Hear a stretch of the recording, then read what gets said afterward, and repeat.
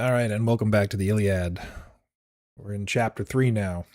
To recap chapter 2, we were just essentially reading through the entire ancient Greek phone book, essentially, is what it was. Just listing out all the peeps Agamemnon was calling up to go ahead and sack Troy and all, as the story goes. So that's where we left off, and now we're here in Book 3, Chapter 3, how Menelaus and Alexandros fought a duel together and what came of it. Why are they fighting? I'm not sure, but we're going to find out.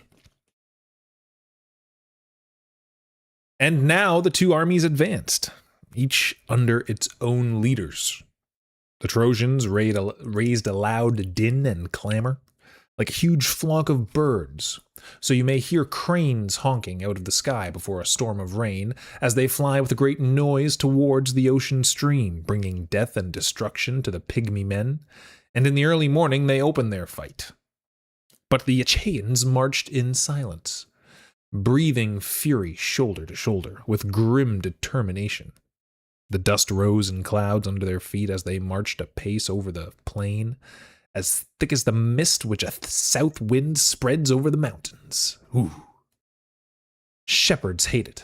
The robber likes it better than night. A man can see a stone's throw and no farther. No sooner had the two armies come near than a champion stepped out of the Trojan ranks. The noble prince Alexandros. That was the name of Paris, who had carried off Helen. Oh, so is that, I think that's Orlando Bloom that they're talking about, maybe. No. That was the name of Paris, who had carried off Helen. Or maybe it was. I can't remember. A leopard skin hung over his shoulders. With bow and sword, he shook his two sharp spears and challenged all comers to fight him man to man. So he strode out with long steps. Menelaus saw him with joy, as a lion spies a victim when he is hungry and finds a horned stag or a wild goat. Greedily he devours his prey, even if dogs and lusty lads set upon him. So Menelaus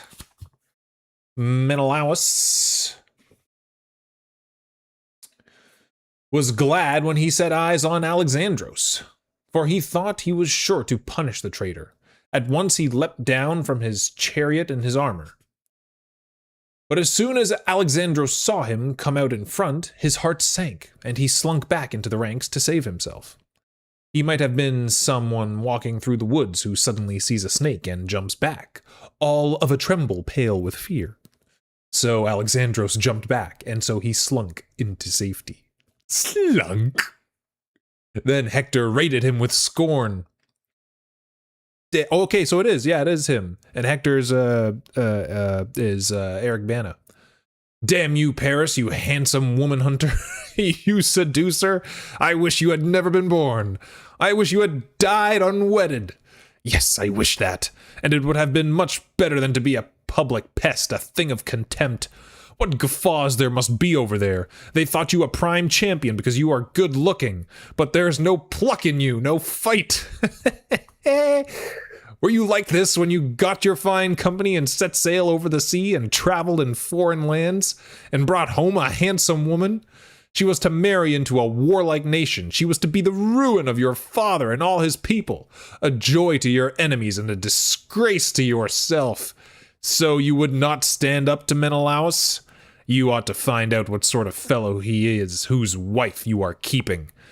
There would be a little use then for your harp and the gifts of Aphrodite, your fine hair and good looks, when you lie in the dust.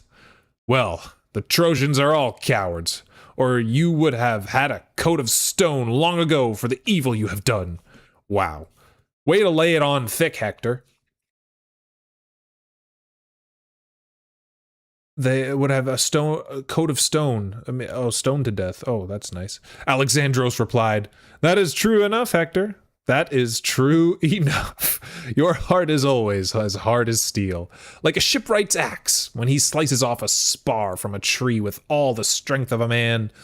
A hard heart indeed. Don't taunt me with Aphrodite's adorable gifts. You can't throw away a god's gifts, offered unasked, which none could win by wishing. Very well now, if you want me to fight, make both armies sit down on the ground, and put me between them with Menelaus. With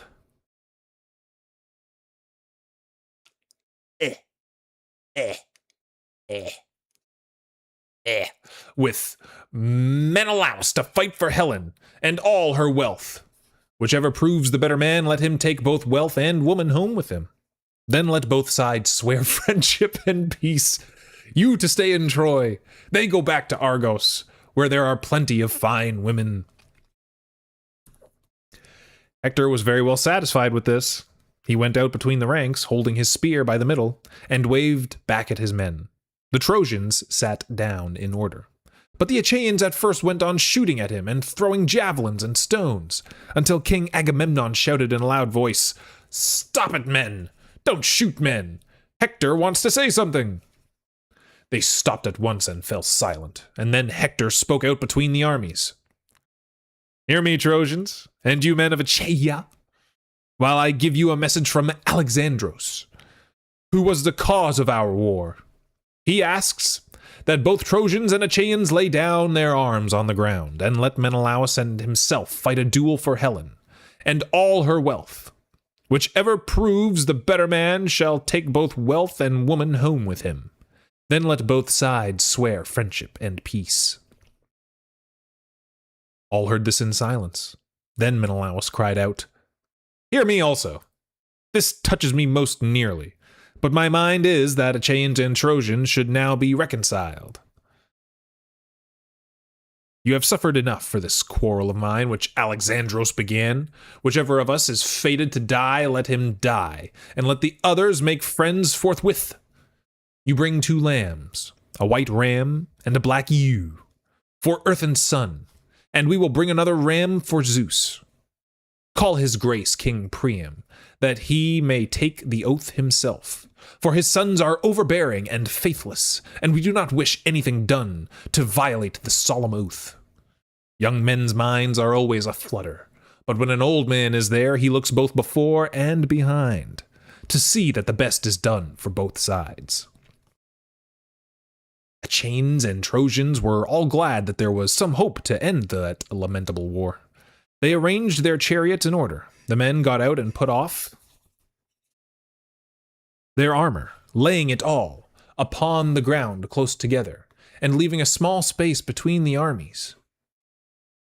No.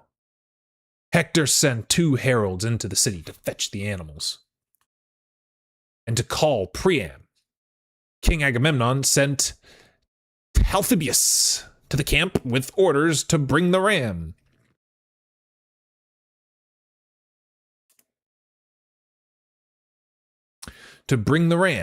Meanwhile, Iris had her own errand to Helen. She took the likeness of her good sister, Laodice.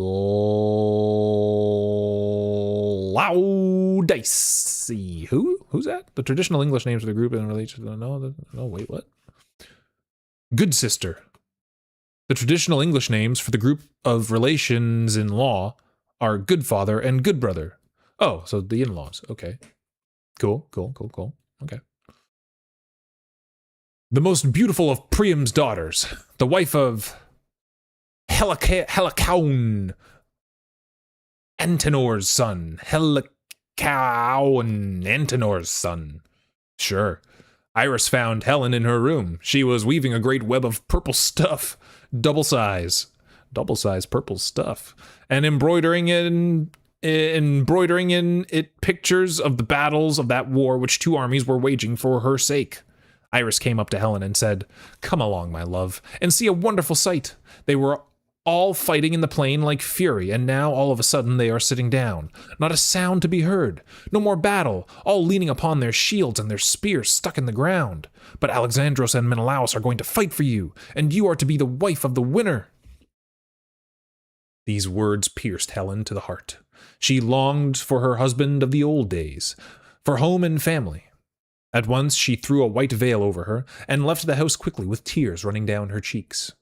2 maids were in attendance, Aethra and Clymene, with her great eyes. They made their way to the Saian gates.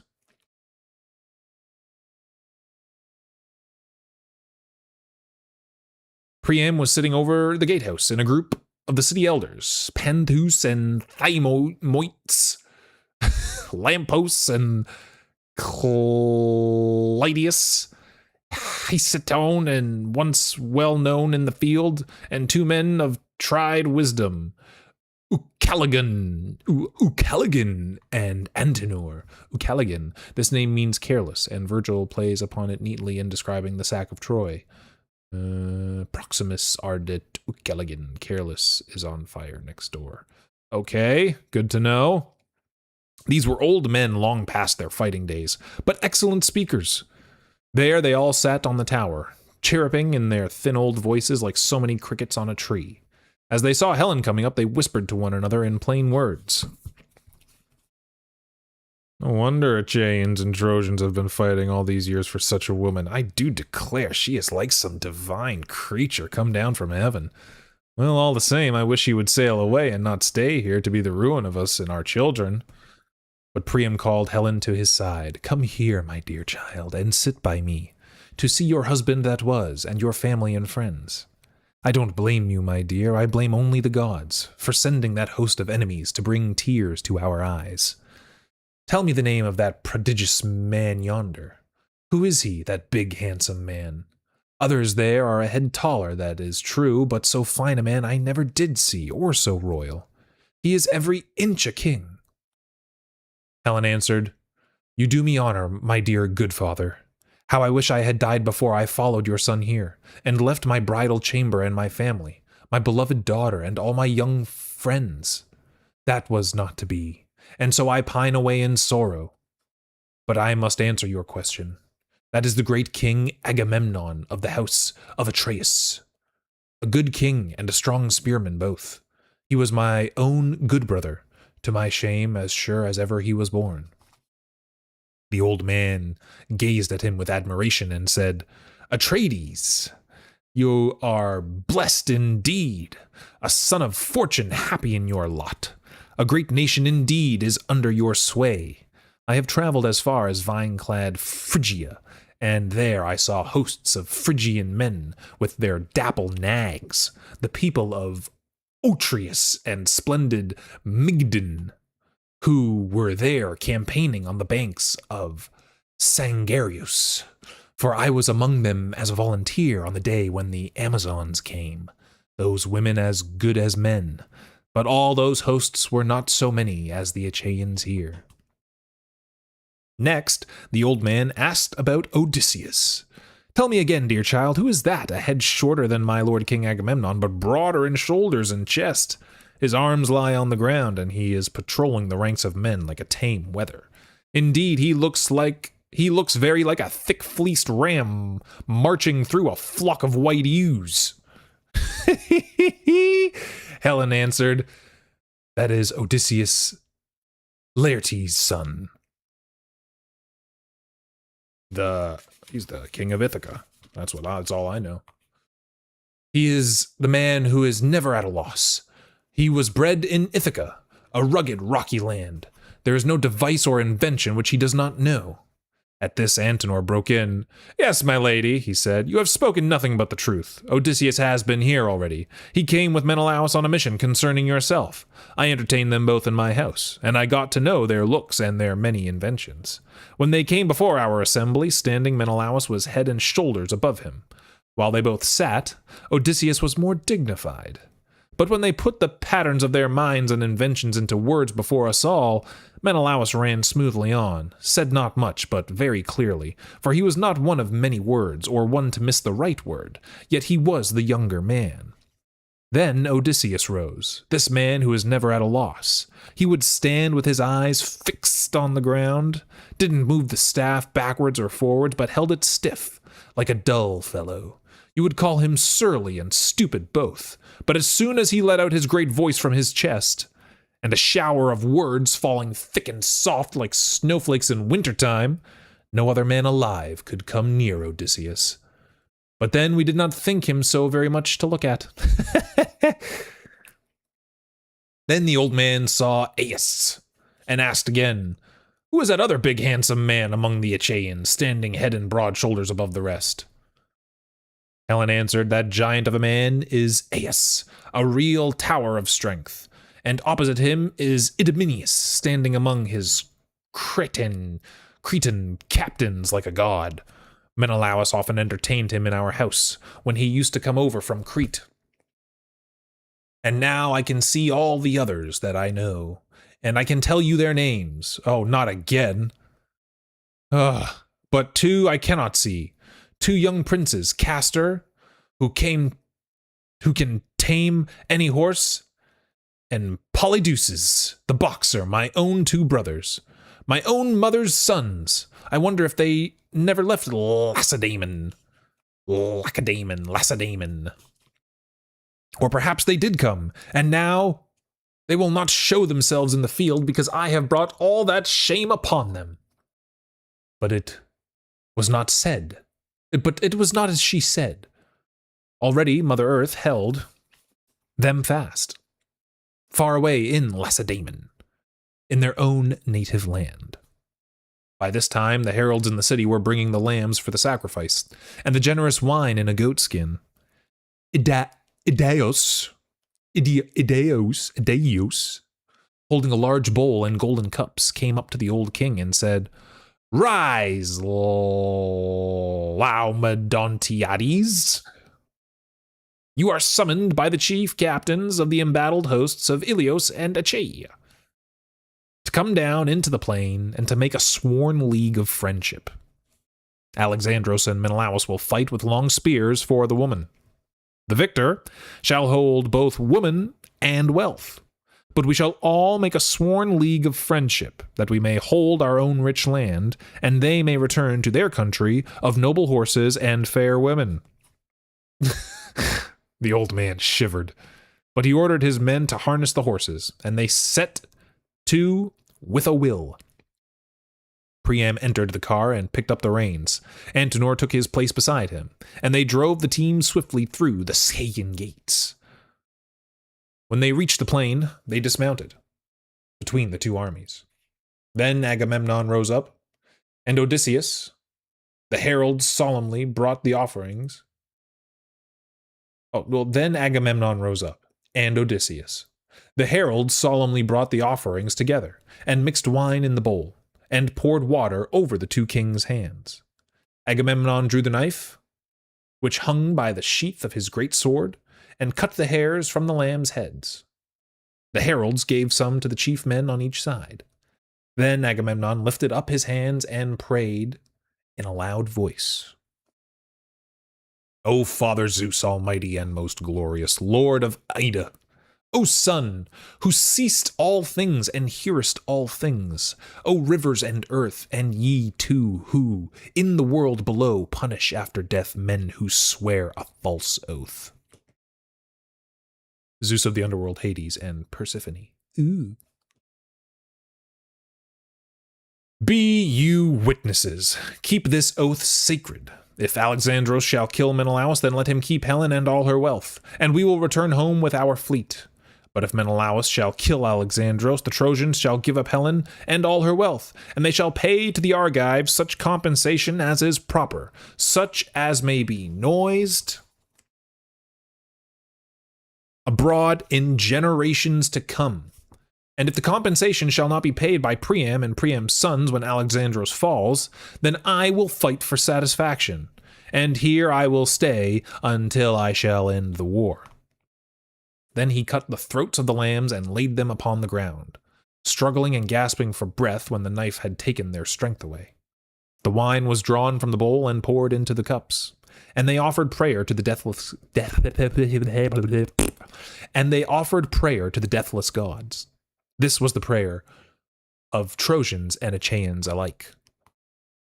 O Zeus almighty and most glorious, and all ye immortal gods, if either of our nations hurt the other against this oath, may their brains run out on the ground like this wine, theirs and their children's, and may their wives be servants to others.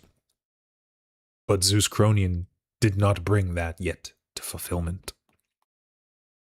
Now Priam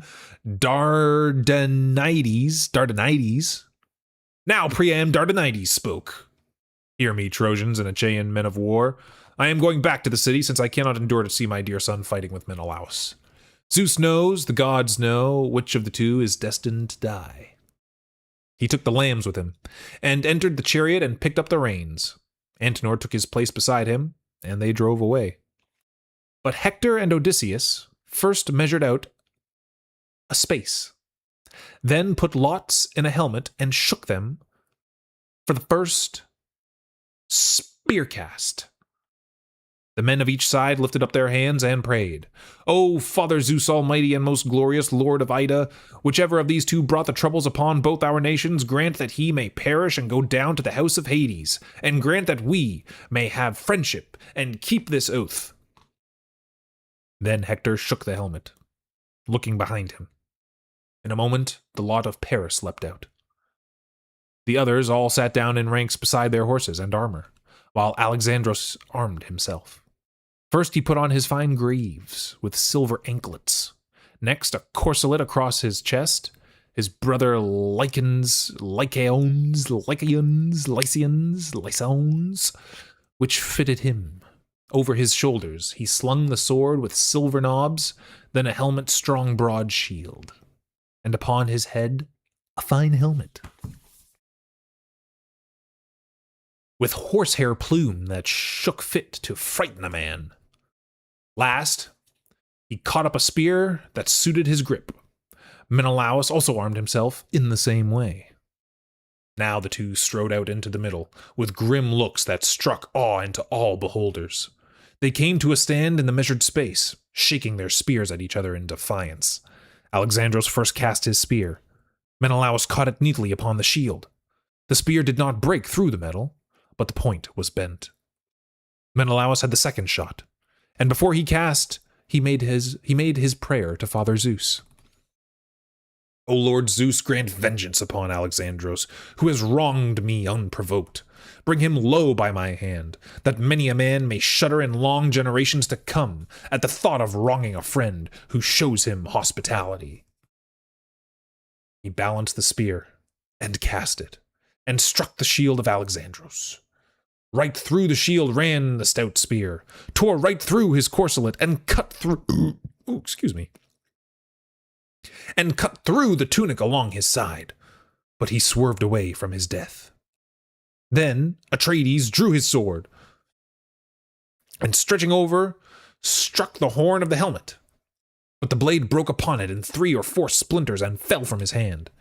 Atreides groaned and looked up to heaven, crying, O Father Zeus, such an unkind god as you there never was. You do spoil everything.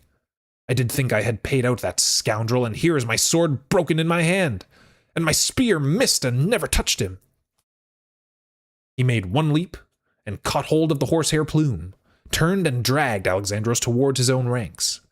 The helmet strap choked him, pulled tight under his chin, and Menelaus almost got him.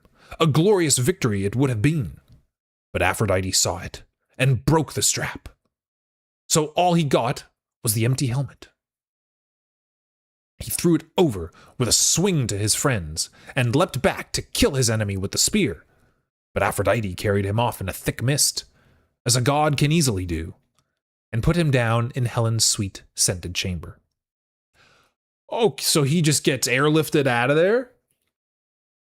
In the middle of the fight? They just swore an oath to the gods about, not breaking the oath, and then the gods go and help them break the oath? Like, how does that work? Come on, gods. Now she took the shape of an old woman, who used to comb wool for Helen in her old home before she left.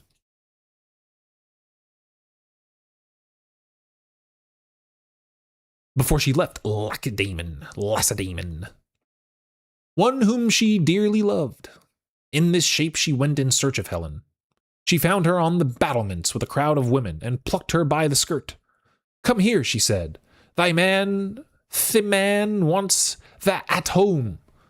He is in the room, on the bed, all finery and shinery. Thou'st never think he's fresh from fightin' a man. More like just come from a dance, or just goin' maybe." These words stirred Helen's temper. Now she knew the goddess by her beautiful throat and lovely breast and shining eyes. She was amazed and cried out, "This is strange indeed. Why do you wish to befool me?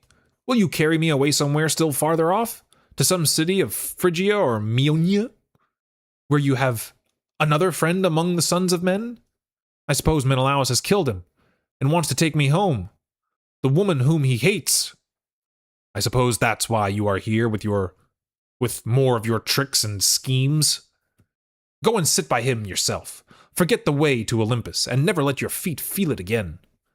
Fuss about the man, take good care of him, and perhaps he will make you his wife one day, or his slave at least. To that place I will not go. It would be a shame. I will not make his bed. What will the Trojan women say? And I have troubles enough already." The goddess flew into a rage and said, "Don't try me too far, hard-hearted woman, or I may be angry and leave you, and hate you as much as I love you desperately now. I may make Trojans and Danaans hate each other like death, so that you will have a cruel fate between them." Helen was terrified, and followed her in silence. Wrapping her robe close about her, the other women saw nothing. When they reached the house, her attendants turned to their work, and she went up to her room. Aphrodite, all smiles, put a chair for her in front of Alexandros, and there Helen sat down. But she turned her eyes away, and said with contempt, "You have come back from the battle. I wish you had died there, and a strong man had killed you. He that was my husband before you. It was your boast once that you were the better man in fair fight. Then go and challenge Menelaus to fight again. But no, I advise you not to try. Fight no duel with Menelaus. Leave him alone. Don't be a fool, or perhaps you may go down before his spear." Paris answered, "You need not scold me, my dear. This time Menelaus has won because Athena helped me. Next time it will be my turn, for I have my gods too. Let us love and be happy. I was never so much in love before, not even when I carried you off in my ship from Lacedaemon. And we shared our first love in that island. I am more in love with you now than ever, and I want you more." So saying, he lay down on the bed, and she came to him. While they lay there together, Menelaus was striding up and down like a wild beast, looking everywhere for Alexandros. But no one could show him a glimpse of Alexandros among the Trojans or their allies. Not for love. They were not going to hide him if they did see him, for they all hated him like Black Death. At last my lord Agamemnon said before them all, "Take notice, Trojans and Dardanians, and allied nations. Victory lies with Menelaus, as you see. Your duty is then to hand over Helen and all her wealth, and pay whatever compensation is right and proper, such as may be noised abroad in generations to come." And all the Achaeans raised a cheer. Well, that was sort of anticlimactic. Battle between Alexandros / Paris and Menelaus didn't really happen, but Menelaus is declared victorious, and now Helen's got to be handed over with all her wealth, and some compensation's got to be paid. So we'll find out how that happens next time in Book 4 of the Iliad, the first battle between Trojans and Achaeans. We'll check you next time.